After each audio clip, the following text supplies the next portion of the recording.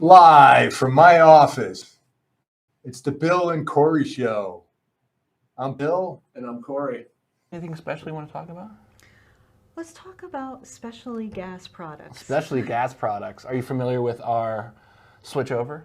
I am not. Can you tell me a little bit about the switchover? Switchovers are kind of a cool device. So people usually have more than one cylinder and they want a constant supply of gas. Got you. So when one cylinder runs out, they want it to switch over to the other cylinder and continue with the flow of gas. And so we sell automatic switchovers. That actually, there's no electronics involved. It's just based on pressure. Okay. When pressure gets too low, it automatically switches to the other tank. Got you. Yeah. So isn't there a device that reads the pressure or I shouldn't say Gauge. pressure, the levels? Oh no, because it's a pressure-oriented thing. Because Okay. it's not really. Most of the time in a cylinder, it's still in gas form. Okay. So it's not really. It doesn't really settle. And Okay. a doer, you might be able to do that. A doer, they use instead of pressure, which you can still use pressure. Sometimes they use a scale to weigh it, Okay. how much is gone. First question we have today is on the PM24 pressure monitor. The customer wanted to know if there's a adjustable volume control on the horn, and there isn't. But takes 10 seconds for the alarm to go off. Oh, There we go. oh, that is piercing. That is piercing. That is 90 decibels. Now it's not adjustable, but our technician who works on these says what he does when he tests these things is he takes a little foam earplug and he puts it inside. You got to be careful not to damage the speaker. So you got to reset it. There we go. It's reset. So yeah, you can't like jam the foam in there too far and damage the speaker. But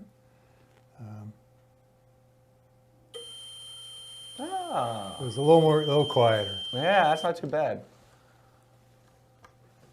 Rotometers. Customer is looking for a rotometer that reads helium standard conditions in liters per minute. And so this is our FM 1050 flow meter. We also have an FM 1000, which is a direct read. It's a shorter version of this, but unfortunately we do not have a scale in that version that can direct read helium. But this one will work. It is a reference scale.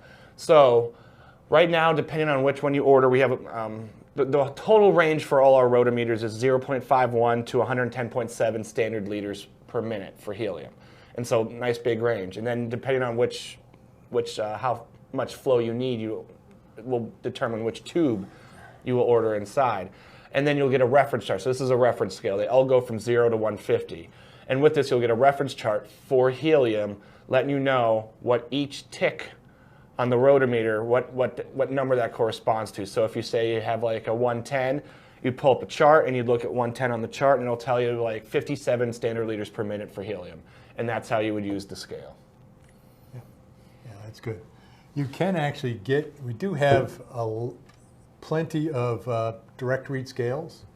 We checked and we didn't have one for direct read helium. Mm-hmm. And the direct reads, you can do the direct read on the FM 1050. We do have people that order custom scales.